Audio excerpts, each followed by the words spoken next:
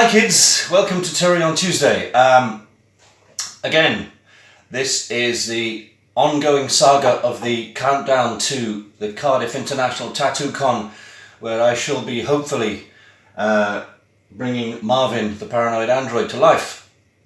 Now, a couple of things to notice. My tiles behind my sink have become my whiteboard. I have a whiteboard marker and I'm putting things down. And weirdly enough, today, the 11th of May, is 11 weeks to go, and I'm going to launch this video 11 minutes past 11 because of the spooky numberage. Anyway, lots to do. It's a very weird angle, so I have to sort of crouch down here in order to make eye contact. But let's tell you what I've been through. First thing, Marvin's thighs. I found someone to print the thigh parts for me. His name's Angus, and so far he's showed me a picture of 1/4, because each thigh is in 4 parts. So I hired this guy to print them for me, and he showed me what he's done so far. It looks pretty good. He even tweaked the model to make it more efficient and a little bit stronger. So yeah, that's coming along, fingers crossed. Hopefully they'll be in the post next week. Wrists. Yes, I made these things. Oh, sorry, these are the wrists, the wrist print, which is this bit here. You'll see they're quite nicely printed. And that is because I moved my printer that was previously conking out and being weird. Hey, maybe I'll take a seat. The printer was warping, as you can see. I've had to do lots of filler and weirdness because of all the warping going on. I mean, it's covered with black tape at the moment, but there are massive gaps here because of warpage. Now, you will notice 0 warpage. That's straight as a die. And that was the bit that was sitting on the bed. How have I fixed the problem? Well, I moved the printer up onto a tabletop instead of leaving it at a lower level on the floor. And that seems to have fixed it. So yeah, was working out how to put the hand onto it. This was the ring that came with it. And the thing about this is that although it fitted lovely in there, very tightly in fact, it didn't really fit onto the wrist, and I wasn't sure how I was going to do it. So I thought, I'm going to have to design and print some kind of coupler, which is not a Klingon word, coupler, but it will go from wrist to hand and allow a swivel. So I made what I call couplers,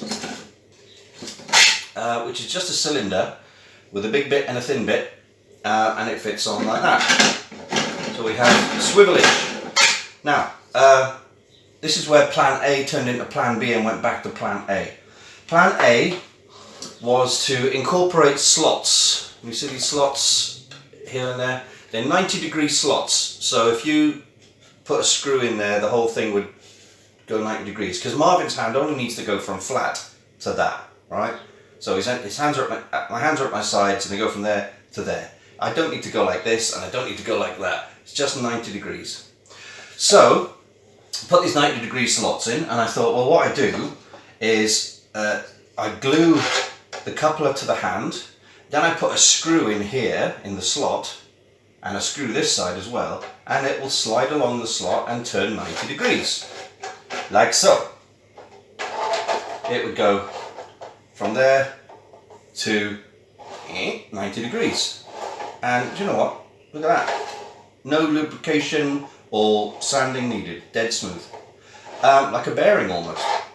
But then I realised the real Marvin doesn't have these slots and a screw that travels from there to there. So I thought, don't be an idiot all your life. Put the slots on the couplers. So you'll see slots, the 2 slots in the couplers. I thought, well, then I just put the screw into the wrist, and the end of the screw will pop through the slot, and then the screw stays where it is, and the coupler goes clunk, clunk, clunk, and doesn't come out. Much like the real thing. So that was Plan B. So Plan A was to do it that way, and realised I'm an idiot, so I've got to fill it. Then Plan B was like, oh, I'll do it with this. And then I printed them. They took 9 hours each, which is really short for compared to these, which took about 38 hours each.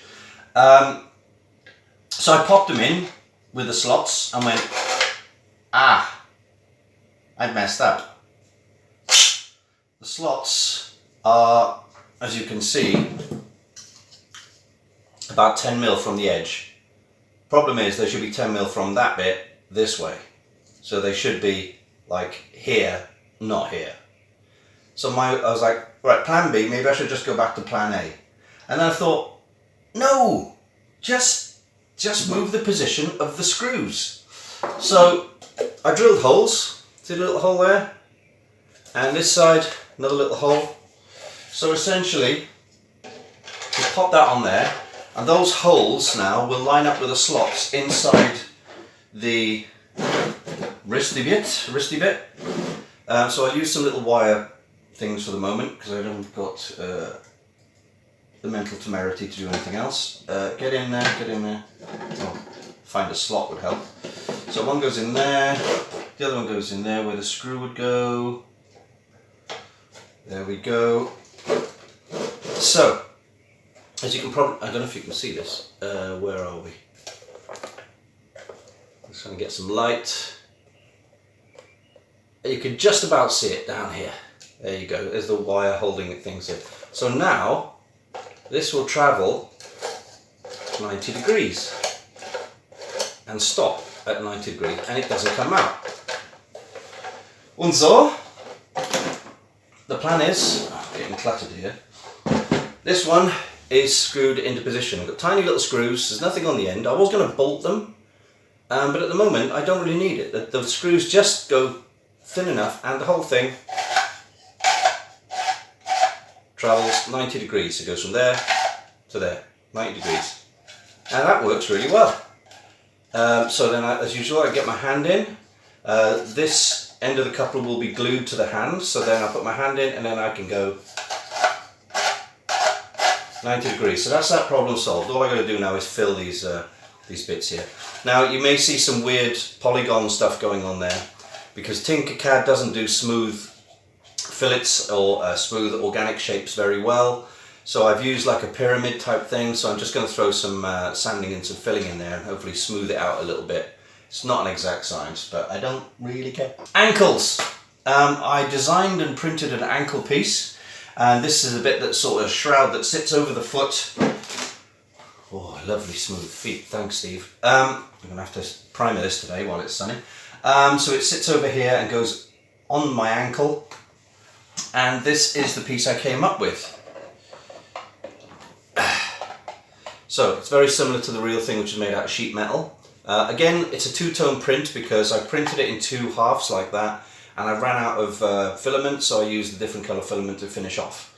Now what I decided to do with this is take a risk. In fact, let's do it that way. So there should be some colour differential. You see the intersectional bits? So basically there's little clips, and so it basically clips onto itself like that. You know, it slides a bit, but there's a bit more grip. I'm not sure if this will actually work. I don't know, because this is pretty strong. But I printed this at a higher infill to make it stronger. So this one ankle took 48 hours and 15 minutes. Yeah, 2 full days of printing. The plan is to glue this on top of this one, the right way around. There you go. And then you should be able to, or I should be able to, pop that off into 2 halves to clip around my leg. And once it's around my leg, it sits onto the foot like so. So yeah, this is the back of the foot. So this is the front of the foot. Now that's the front. And basically this sits on there like that. Now, two things have become apparent.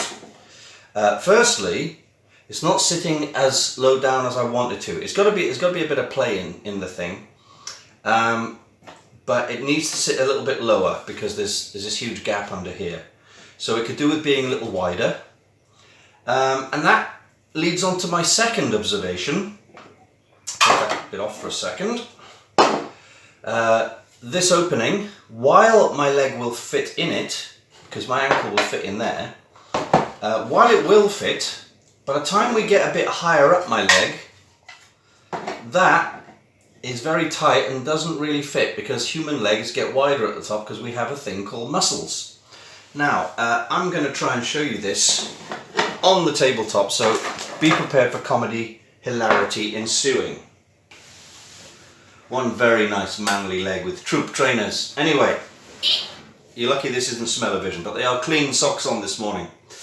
Okay, so let us show you the sexiest leg in the world. Calm down, ladies. I know. Don't report me for porn. The sex appeal is far too much. Anyway, so just to prove to you about the foot, the plan with Marvin's foot is I pop my foot in there, you see, and then I pop my trainer back on. It's very hard to do with your leg up on the table. Okay, so as you can see, foot in foot, as it were. So yes, that would be fine. Obviously gravity will push everything down, it'll be great. Now, I'm going to take this back off. To put the ankle piece on, that clips on like this, and then maybe I'll have a screw or some Velcro or something to just keep it on. And it's fine, you know, look at that. I mean, it's fine, it does what it needs to do. But the problem is, once it's connected to this piece, the extension piece, things start getting a little bit pinchy. Here, you see? It's like, ow, ow, ow, ow, ow. Just about getting on. Right, that fits on. It's tight and not great comfortable. As you can see, it's pinching here because my legs get wider. Because I'm so muscle bound. Calm down, ladies. I told you, calm down. Take a cold shower, goodness sake. So, yeah, learning that this is going to be wider in order to sit further down on the shoe is actually a great kind of relief, because this needs to be wider. It doesn't need to be much taller because the shin, the big calf piece, goes over the top of this, you see. But this could do with being a little more comfortable. So, unfortunately, 48 hours of printing later, this is a scrap piece. Nothing's ever really scrap. Anytime I have spare, ow, ow, ow, see, digs. Okay, legs away now, panic off. Anytime I have any scrap pieces, I give them to my buddies, Nev and Andy, who are scratch builders, and they will make things out of them, spaceships, models, etc, etc, etc. Now, I'm quite happy with the slot catch arrangement thing. I'll keep that. In fact, I'm not even going to amend this model. All I do is go back to the computer, scale it up. I can do this in the slicer, in fact. I don't even need to go back to the modeling program. Just go to the slicing program, scale it up by 10, 20%. I might try 20%. I'll just measure that just in case to see how big it's going. And then pop it on. Now, I'm going to drop in a picture now of the ankle piece as it was seen on the BBC making of Hitchhiker's documentary on the DVD. And as you'll see in that picture, they only used the front part. It was a sheet steel thing. It was sitting on like that, which looks fine. And at the back you'll notice that the performer's leg, I don't think it was David Lerner, but I could be wrong. The performer, whoever's wearing Marvin, you could see their jogging bottoms or whatever they were wearing in there, because once you've got both pieces on, which David Lerner wore in the TV show, I can imagine that being very constrictive and very painful. So, you know, for majority, you can not wear most of it. And it's not a cop-out, because at the end of the day, you know, as filming went by on the Iron Man movies, Robert Downey Jr. wore less and less of the suit, where in the end he was wearing basically a pair of shoulders and a pair of pyjamas with markers on, and the entire suit was CGI'd. But it's almost there. When this is wider, it will have a lot more. Let's imagine this is actually sort of this wide. That's the difference. It's almost exactly the same. Yeah, it's almost exactly the same, weirdly enough. But it would sit on a bit lower. There'd be a bit more play in the sides, so a bit more, you know, from walking it will be able to do that. And it will generally look a lot nicer and be a lot more comfortable on my poor legs. Yeah, so that's where we are with the ankles. It's a shame I've got to get rid of all this and buy more filament, but when you're an idiot like me and you never really plan things ahead or measure things too well, you inevitably do a lot of trial and error. As I said, I'm winging all this. I'm making up all the sizes as I go along. I've just got to give another shout out to Steve for doing layers after hours and hours of sanding and filling and sanding. You see all the filler and the sand that he's done on this. It's smooth. It's so smooth. It's unbelievable. All the print lines have gone. There's some mild mini print lines on this little bit here, but I don't care because everything else is going to have print lines on it. All the arms are going to have print lines on them. So, you know, unless somebody wants to actually help sand these things for me, because they're not easy to sand. It's not okay. If it was easy as sanding normal plastic, I would sand them to within an inch of their life. But PLA rejects sanding. It's really horrible.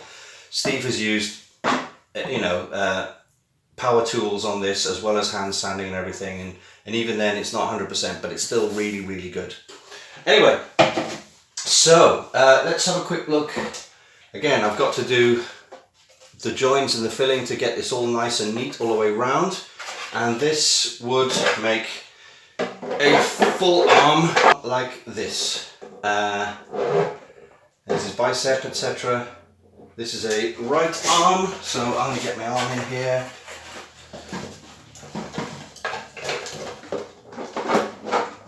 Here we go. So, as you can see, it's very wonky at the moment, so I don't have anything joining them, but basically he's got like a 90-degree movement from there to there. Then I've got the 90-degree swivel here for the hand. Obviously once it's on properly, my hand will be a little bit further in so I can wear said hand. That goes in there like that. So we're kind of getting there. It is a very big arm, isn't it? But then again, Marvin is a 6 foot tall, very chunky robot.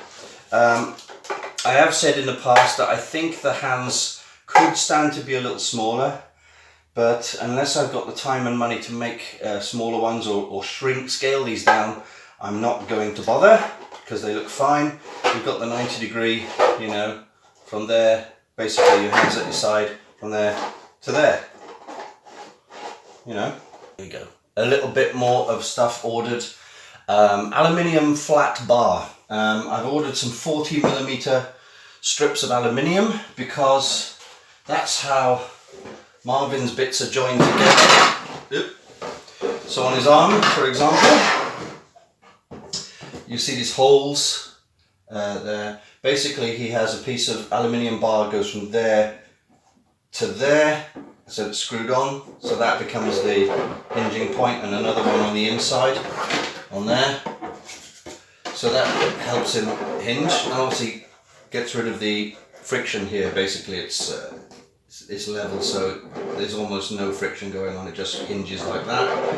And he has aluminium bar down the legs as well.